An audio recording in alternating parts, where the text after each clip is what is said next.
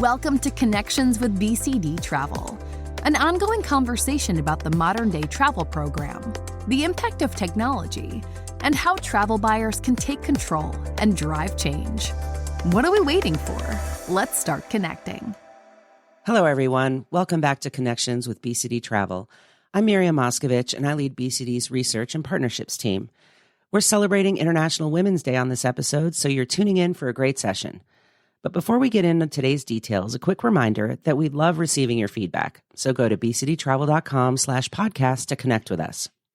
So, like I said, we're celebrating International Women's Day on this episode, and you might have noticed that I'm missing my normal co-host, Chad.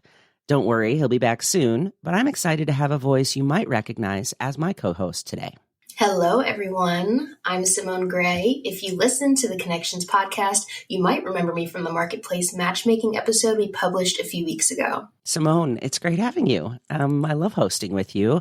And for all of our listeners out there, Simone and I actually work together on the same team. So having her here is extra special for me. Well, it's special for me too. Not only do I get to try my hand or voice, I should say, at podcasting, but we're also talking about a topic that's important to me with two guests I'm excited to hear from. First, we have Hazel Smith, a supplier relations director at BCD, who is also on our Diversity, Equity, and Inclusion Council. And we're also joined by Carolyn Peterson, CEO of our Marketplace partner, Maiden Voyage. I think this episode is going to be unique, Simone, not only because you're here, but we're going to be tackling topics from a few different angles.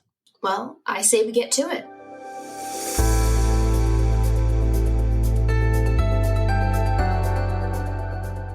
International Women's Day has its roots in labor movements dating back to the early 1900s and gives focus to issues such as gender, equality, violence, and abuse against women. What's great about International Women's Day is that the United Nations observes the holiday every year, and the UN and many other organizations mark this day in unique ways. One of the global themes this year is Inspire Inclusion. Hazel, I want to start with you. You're part of BCD's Diversity and Inclusion Council. As a professional in business travel, what does Inspire Inclusion mean to you and to BCD as a whole? Well, BCD has done some really strong work in the DE&I space.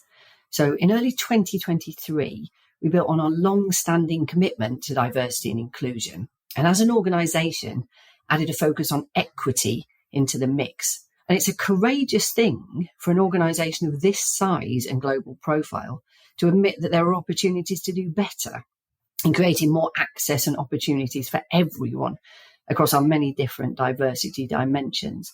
But in context with our specific topic today, having a focus on growing the representation of women in senior level positions and working to close gender pay gaps that may exist, they're two great examples of how we're moving forward. And to answer your question, inspiring inclusion means respect and fairness for all members of the BCD family. It means empowerment to develop and grow, and it means a commitment to make a positive impact on people's lives inside and outside of the workplace. And personally, I see DE&I as a legacy. We should all be invested in making positive changes for the women that will come after us. So the ones graduating from university this summer, starting apprenticeships this week, the ones creating their first ever LinkedIn profile right now. Their workplace will be very different to ours. And as leaders, we can't fail to be excited and inspired by that. And Carolyn, I know you feel quite passionate about this topic too. You and the Maiden Voyage team have been helping travel managers and travel programs ensure they're optimized for inclusion, especially when it comes to women travelers. Tell us more about that. That's right, Simone. At Maiden Voyage, we teach organisations and employees to bring DE&I into their travel risk management practices through training and education. Personally, I encounter people regularly who move me when they're sharing how they felt excluded or unsafe when on a business trip, and that can be heartbreaking.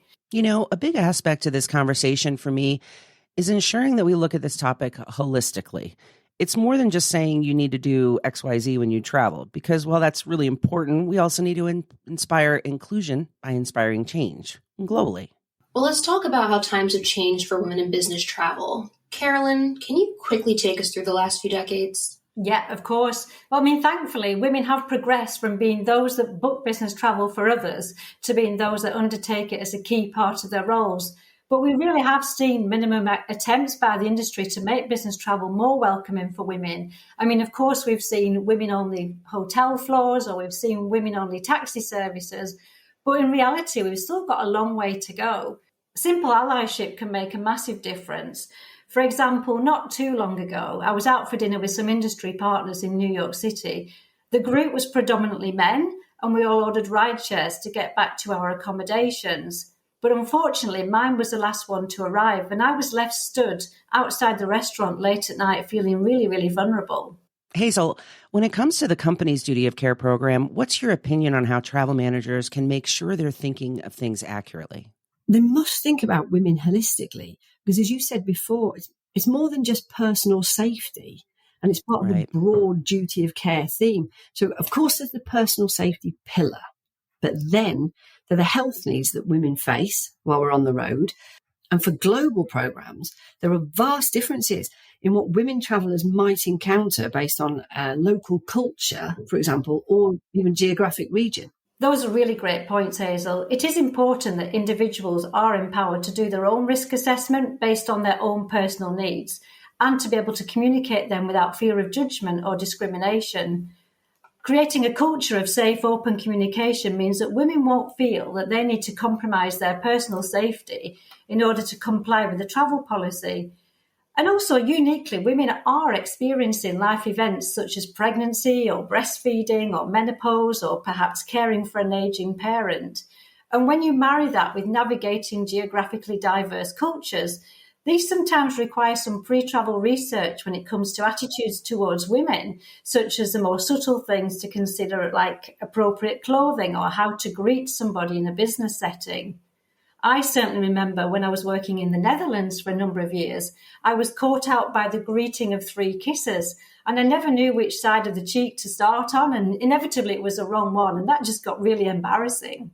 I have accidentally kissed a colleague on the lips, miscalculating how many kisses I'm supposed to receive and deliver. So Oh boy. it wasn't intentional. But So let's put this conversation into context for our listeners. What do travel managers need to know when it comes to women in business travel today? Well, my tips would centre around being aware of gender bias. So in preparation for this call, I Googled, what do women business travellers value? And was bombarded with, frankly, a load of patronising, useless tips. So how to pack an appropriate capsule wardrobe, wash bag essentials I can't live without. Seriously, this is not our first rodeo. We all want to look good, feel confident, and do a professional job when we travel. Travel managers should be picking suppliers and taking a holistic approach to travel procurement that just enables and encourages that.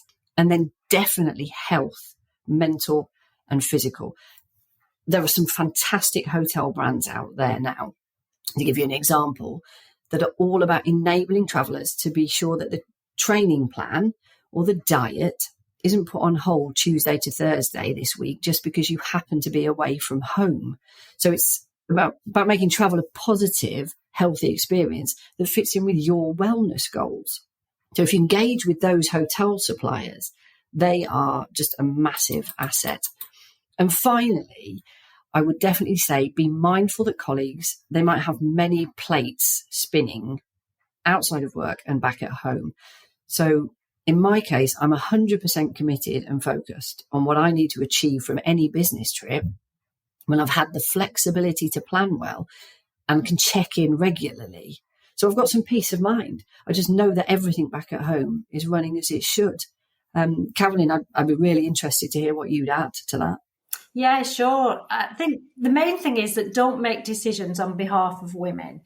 What I mean by that is don't decide where women can and cannot travel, but instead point them at the right resources so that they can make those decisions themselves. And then ensure that your travel program has got an efficient and effective reporting program so that if things go wrong, you can take corrective action. Knowing what to do if there's a crisis on the road is really vital, because the sad truth is that in many areas, women aren't safe to report a serious incident in the same way that we might do at home, for example. And then finally, just ensure that you've got clearly defined support systems and resources in place for each step of the journey. So pre-trip planning, on-trip duty of care, and again, that post-trip feedback and follow-up where needed. And you have some opinions about policy, right, Carolyn?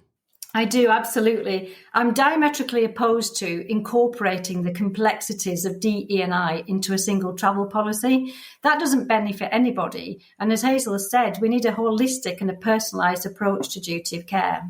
Okay. Well, do you have any thoughts on what should be put into a company's travel risk management policy in 2024 and beyond? Yeah, certainly. Well, don't ask, are you pregnant? Are you menopausal or LGBTQ+? But do ask, what do you need?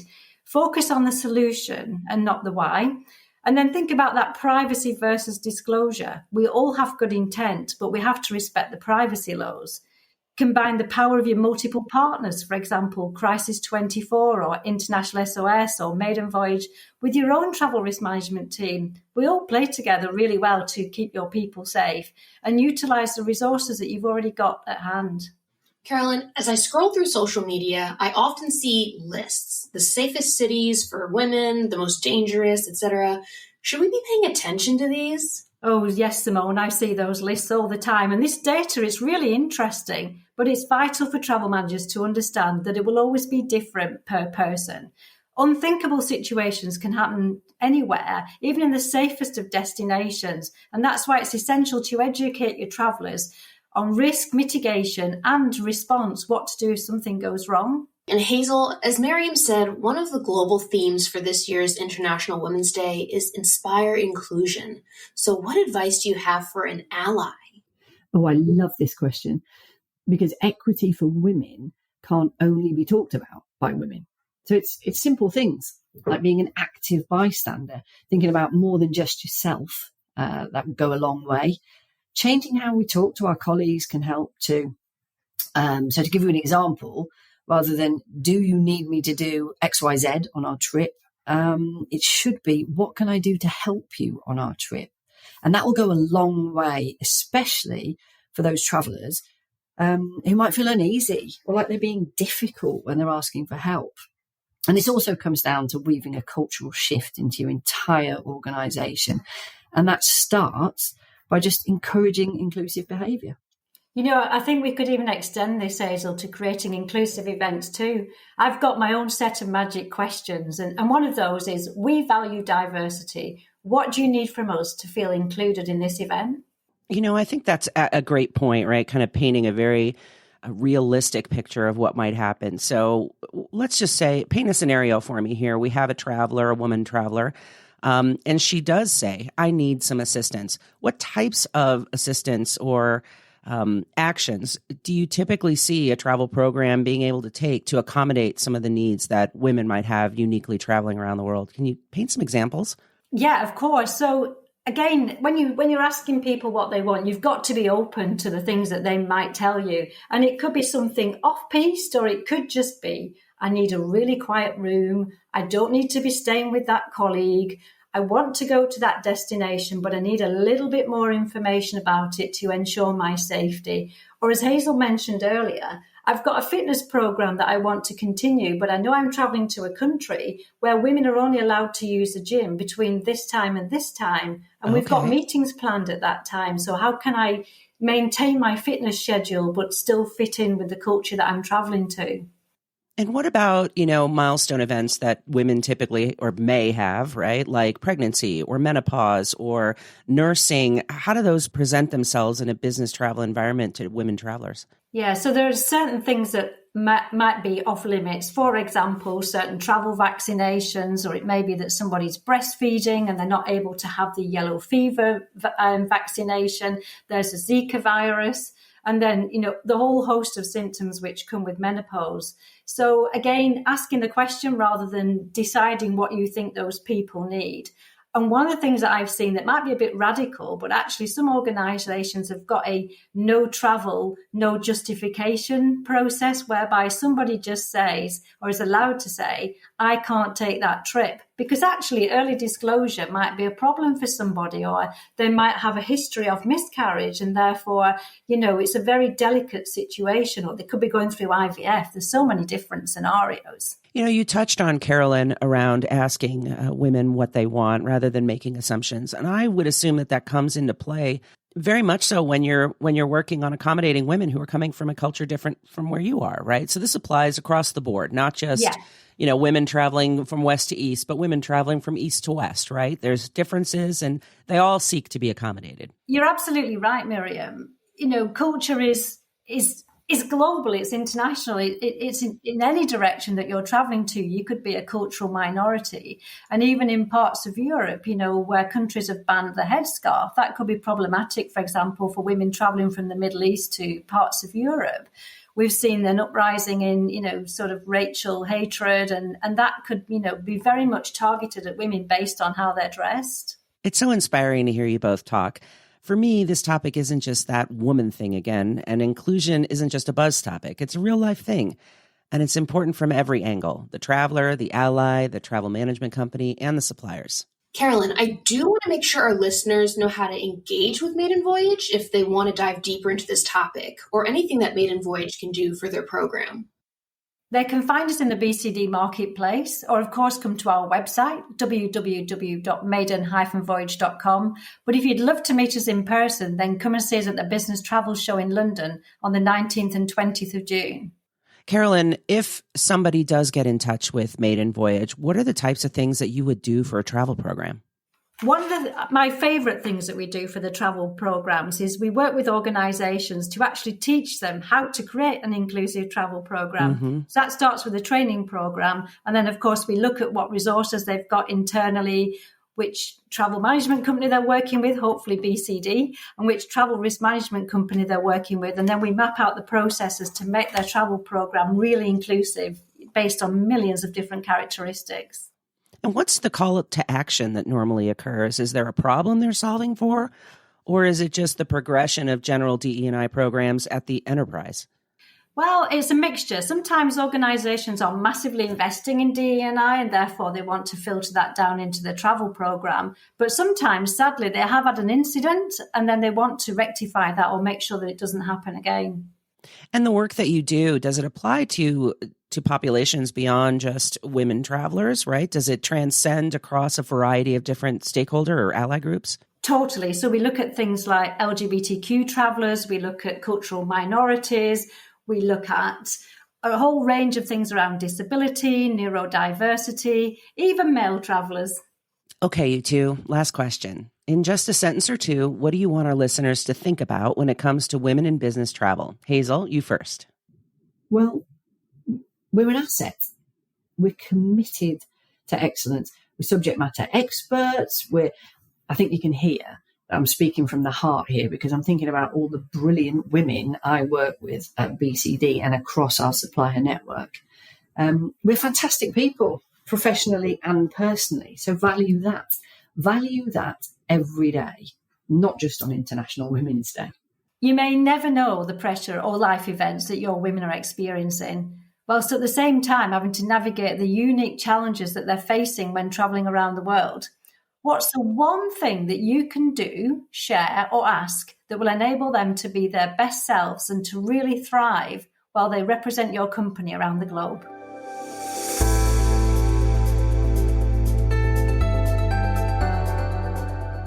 Well, I think we have two things to celebrate on this episode: International Women's Day and the fact that you just successfully hosted your first podcast, Simone. No, thanks. It was fun. And covering this topic was really exciting for me because I think that as a woman, I can just relate to a lot of the things that we're talking about. And I think it's just important that we have these conversations around how we can best support each other and be allies. Have an opinion on what we talked about today? Head to bcdtravel.com/podcast to give us feedback, and be sure to download and review the Connections podcast wherever you are listening. Thank you for connecting with us. BCD Travel helps companies travel smart and achieve more. We drive program adoption, cost savings, and talent retention through digital experiences that simplify business travel. Learn more about the topics you heard on this episode by visiting bcdtravel.com/podcast.